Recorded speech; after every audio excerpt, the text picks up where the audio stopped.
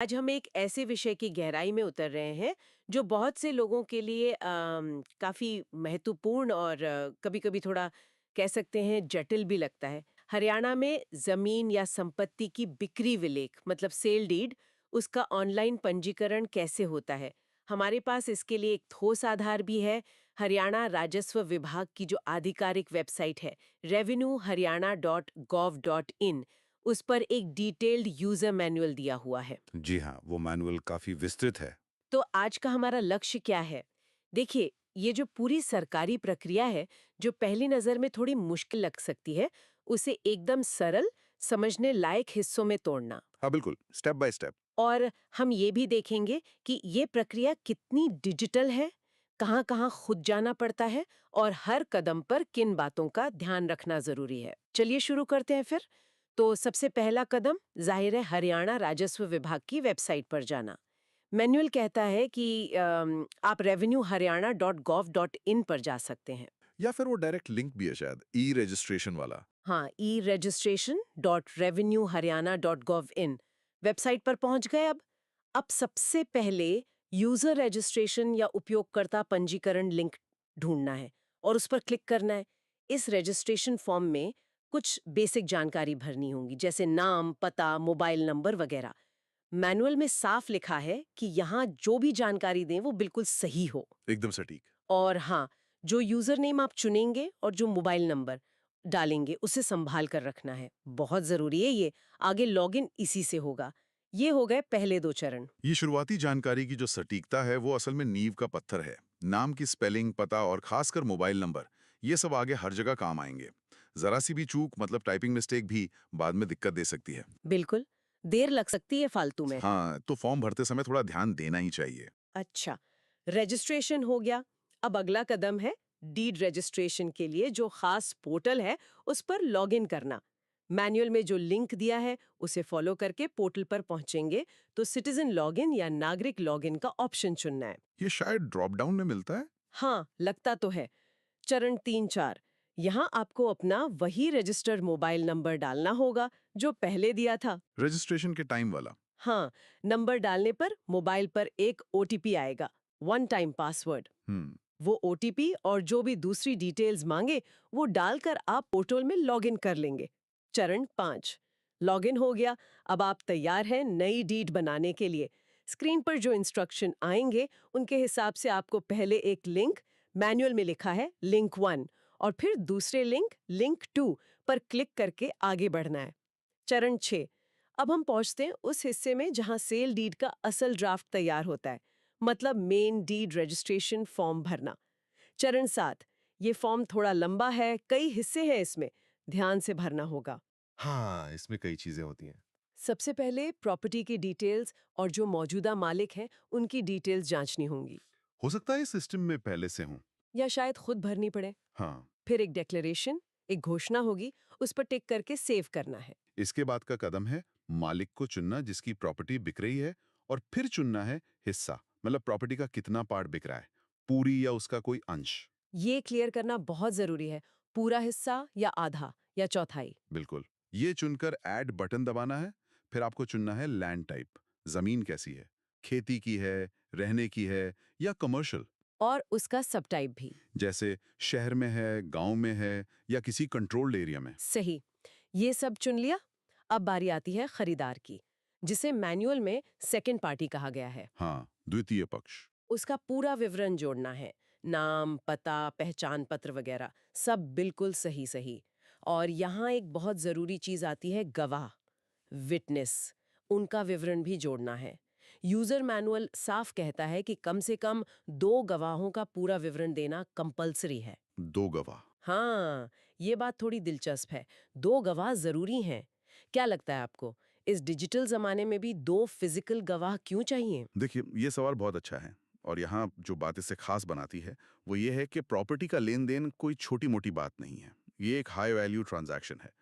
तो दो गवाह जिनकी पूरी जानकारी दर्ज होती है वो इस सौदे को एक तरह से मजबूती देते हैं। अच्छा, प्रामाणिकता के लिए। हाँ, प्रामाणिकता और पारदर्शिता के लिए। ये एक तरह की पुरानी कानूनी प्रैक्टिस है जो ये पक्का करती है कि सौदा बिना किसी दबाव के मर्जी से हो रहा है और उसके गवाह मौजूद हैं। भले ही प्रोसेस डिजिटल हो गया हो, लेकिन ये जो ह्यूमन वेरिफिकेशन का एलिमेंट है, ये कानूनी सुरक्षा के लिए और आगे कोई झगड़ा ना हो, उसके लिए ज़रूरी माना जाता है। समझ गई। मतलब तकनीक और पारंपरिक सुरक्षा दोनों का मिश्रण। बिल्कुल। ठीक है। तो जब मालिक खरीदार प्रॉपर्टी डिटेल्स, हिस्सा और दोनों गवाहों की सारी जानकारी फॉर्म में भर दी, तब नेक्स्ट बटन दबाना है। अब अगला स्टेप है डॉक्यूमेंट अपलोड करने का। हाँ, ज़रूरी कागजात। आपको ड्रॉप डाउन मेन्यू से चुनना होगा कि कौन सा डॉक्यूमेंट दे रहे हैं, जैसे ID proof, address proof, property के पेपर्स वगैरह, और फिर उनकी स्कैन कॉपी अपलोड करके सबमिट करनी होगी। डॉक्यूमेंट अपलोड हो गए? अब हम आते हैं प्रक्रिया के अगले अहम पड़ाव पर, फीस पेमेंट और प्रीव्यू। अब स्क्रीन पर आपने जो पूरी सेल डीड भरी है, उसका एक प्रीव्यू दिखेगा। हाँ, सब कुछ एक साथ। और साथ ही इस रजिस्ट्रेशन के लिए जो फीस लगनी है, उसके पेमेंट का ऑप्शन भी मिलेगा। यहाँ रुककर सब कुछ ध्यान से जांचना बहुत जरूरी है, पेमेंट करने से पहले। बिल्कुल। ये प्रीव्यू वाला स्टेप समझ लिए एक सेफ्टी चेक है। बिल्कुल। पेमेंट से ठीक पहले ये आखिरी मौका है जब आप सारी डिटेल्स, नाम की स्पेलिंग, खसरा नंबर, पैसे, गवाहों के नाम, सब कुछ अच्छे से चेक कर सकते हैं। हाँ, कोई गलती हो तो यहीं पकड़ में आ जाए। बिल्कुल, क्योंकि एक बार पेमेंट हो गया तो फिर उसे ठीक करना मुश्किल हो सकता है या शायद नामुमकिन भी। हाँ, ये तो है। तो सब कुछ अच्छे से जांच लिया, हम्म, फिर मेक पेमेंट बटन पर क्लिक करके ऑनलाइन पेमेंट प्रोसेस पूरा करना है। चरण 9।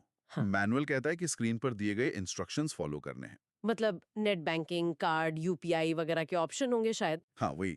पेमेंट सक्सेसफुल होने पर पोर्टल आपको अपने आप वापस से कंफर्मेशन स्क्रीन पर ले जाएगा। चरण 10। ठीक है। इसके बाद शायद आपको पेमेंट की डिटेल्स पोर्टल पर डालनी होंगी, जैसे ट्रांजैक्शन आईडी या रसीद नंबर। फिर से एक डिक्लेरेशन पर टिक करना होगा और अगर कोई रिमार्क्स मतलब कोई खास बात लिखनी हो तो उसकी भी जगह हो सकती है। आखिर में सबमिट करना है। चरण 11। हम्म। मैनुअल में यह भी लिखा है कि इस दौरान कोई पॉपअप अलर्ट आ सकता है, तो उस पर ध्यान देना है। अब ये स्टेप पूरा होने पर एप्लीकेंट अपनी डीड का स्टेटस पोर्टल पर देख सकता है। इस टाइम स्टेटस आमतौर पर सेंड टू सीआरओ दिखेगा। चरण 13। सीआरओ। इसका क्या मतलब हो सकता है? सीआरओ, इसका पूरा रूप शायद चेकिंग रिव्यूइंग ऑफिसर है, जांच या समीक्षा करने वाला अधिकारी। अच्छा। ये स्टेटस दिखाता है कि एप्लीकेंट का ऑनलाइन काम, फॉर्म भरना, डॉक्यूमेंट अपलोड, पेमेंट पूरा हो गया है और अब एप्लीकेशन आगे इंटरनल चेकिंग के लिए संबंधित ऑफिसर के पास भेज दी गई है। ये पहला ऑफिशियल चेकिंग पॉइंट है। मतलब यहाँ कोई इंसान इसे चेक करेगा, ऑटोमेटेड नहीं है। हाँ, लगता तो यही है। यहाँ मानवीय समीक्षा शामिल है। समझ गई। तो ये ऑनलाइन सबमिशन के बाद पहली ऑफिशियल जांच है। इसके बाद क्या? मैनुअल कहता है कि जब ये सीआरओ की जांच पूरी हो जाती है तो एप्लीकेंट को उसके रजिस्टर्ड मोबाइल नंबर पर एक एसएमएस आता है। चरण 13। अच्छा, एसएमएस से पता चलता है। हाँ, इस एसएमएस में लिखा होता है कि डीड का स्टेटस अब अप्रूव्ड बाय सीआरओ है। मतलब शुरुआती जांच ठीक रही और ऑफिसर ने आगे बढ़ने की मंजूरी दे दी है। ये एसएमएस मिलना एक तरह का सिग्नल है कि अब प्रोसेस अगले फेज में जा रहा है, मतलब फिजिकल विजिट की तैयारी।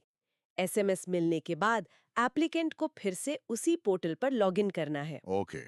अब पोर्टल पर अपॉइंटमेंट शेड्यूल करने के लिए एक नया बटन या लिंक दिखना चाहिए, उस पर क्लिक करना है। ये स्टेप दिखाता है कि प्रोसेस हाइब्रिड है, आधा ऑनलाइन आधा ऑफलाइन। शुरुआती काम घर बैठे हो गया। फॉर्म भरना, डॉक्यूमेंट देना, पेमेंट। बिल्कुल। लेकिन फाइनल वेरिफिकेशन और रजिस्ट्रेशन के लिए ऑफिस जाना ही पड़ेगा। तकनीक ने आसानी तो दी है, पर प्रॉपर्टी जैसे मामलों में आमने सामने वेरिफिकेशन जरूरी है अभी भी। सही कहा।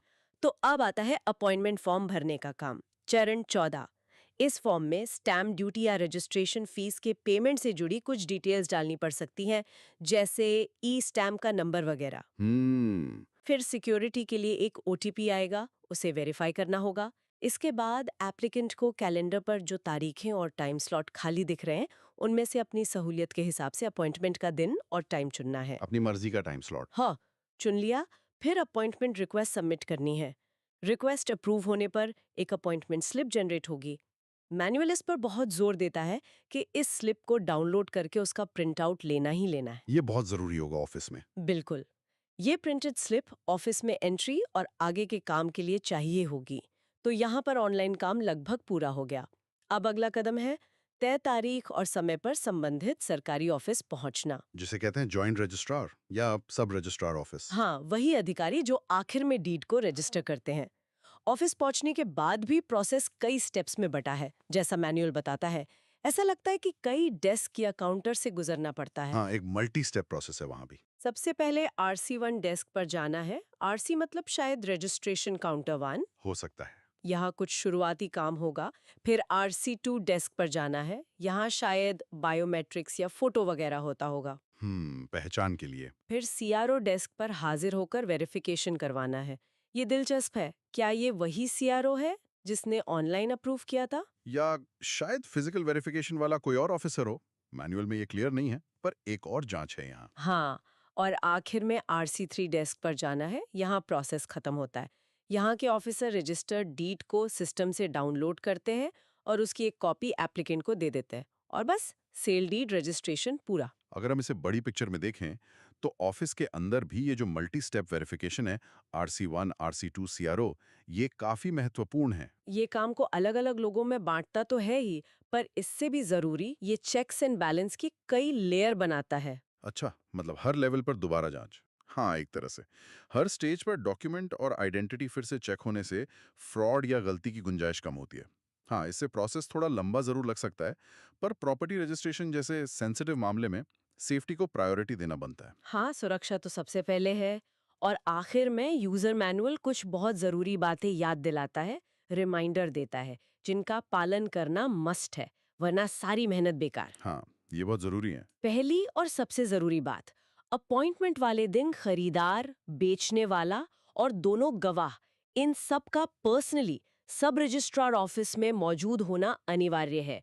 कोई एक भी गायब हुआ तो काम नहीं होगा। सबका होना जरूरी है। दूसरी जरूरी बात, सारे original documents, ID proof, address proof, property के असली कागज, NOC अगर चाहिए तो सब साथ लेकर जाने हैं। ओरिजिनल, फोटोकॉपी नहीं। हाँ, ओरिजिनल।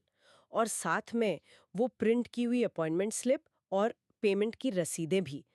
तो मतलब अपॉइंटमेंट वाले दिन पूरी तैयारी के साथ सबके साथ टाइम पर पहुंचना है। कोई भी चूक महंगी पड़ सकती है। ये आखिरी पॉइंट्स असल में कामयाबी की चाबी हैं। ये सिर्फ फॉर्मेलिटी नहीं, कानूनी जरूरतें हैं। ओरिजिनल डॉक्यूमेंट का वेरिफिकेशन, सबका फिजिकली प्रेजेंट होना, उनकी पहचान पक्की करना, इसी से रजिस्ट्रेशन को कानूनी मान्यता मिलती है। सही। इनमें से कुछ भी कम हुआ तो उस दिन काम रुकेगा, सो रुकेगा, दोबारा अपॉइंटमेंट लो, फिर से वही सब करो। इसलिए तैयारी पक्की होनी चाहिए। तो ये थी हरियाणा में ऑनलाइन सेल डीड रजिस्ट्रेशन की पूरी प्रक्रिया पर हमारी एक खास चर्चा। वेबसाइट पर पहले क्लिक से लेकर अलग-अलग ऑनलाइन स्टेप्स से गुजरते हुए और आखिर में ऑफिस जाके रजिस्टर्ड डीड हाथ में लेने तक। जैसा हमने देखा, ये डिजिटल सुविधा और जरूरी फिजिकल वेरिफिकेशन का एक मिला-जुला रूप है। यहाँ जो ध्यान देने वाली बात है, वो ये है कि कैसे टेक्नोलॉजी ने प्रोसेस के कई मुश्किल हिस्सों को, जैसे लंबे फॉर्म हाथ से भरना, ड्राफ्ट बनवाना, फीस जमा करने के लिए लाइन में लगना, हाँ, वो सब काफी आसान हो गया है। हाँ, उसे काफी हद तक सरल और सुलभ बना दिया है। आप घर बैठे या कहीं से भी बहुत सारा काम निपटा सकते हैं। लेकिन फाइनल ऑथेंटिकेशन और लीगल वैलिडिटी के लिए इंसान का दखल और फिजिकल प्रेजेंस को अभी भी जरूरी माना गया है। ये दिखाता है कि तकनीक मददगार तो है, पर अभी भी पूरी तरह से इंसान की जगह नहीं ले सकते, खासकर इतने जरूरी कानूनी कामों में। बिल्कुल। और अब श्रोताओं के लिए सोचने लायक एक अंतिम विचार, क्या हम भविष्य में एक ऐसी व्यवस्था सोच सकते हैं जहां प्रॉपर्टी रजिस्ट्रेशन जैसा प्रोसेस पूरी तरह शुरू से आखिर तक बिना कहीं जाए डिजिटली हो सके? ये इंटरेस्टिंग सवाल है। अगर हाँ, तो ब्लॉकचेन जैसी टेक्नोलॉजी या एडवांस्ड डिजिटल ID सिस्टम इसमें क्या रोल निभा सकते हैं? और सबसे बड़ा सवाल, ऐसी पूरी तरह से डिजिटल प्रणाली में फ्रॉड को कैसे रोका जाएगा और सिक्योरिटी कैसे सुनिश्चित होगी? ये सोचने वाली बात है। बिल्कुल, इस पर विचार किया जा सकता है। आज की इस चर्चा के लिए बस इतना ही। धन्यवाद। धन्यवाद।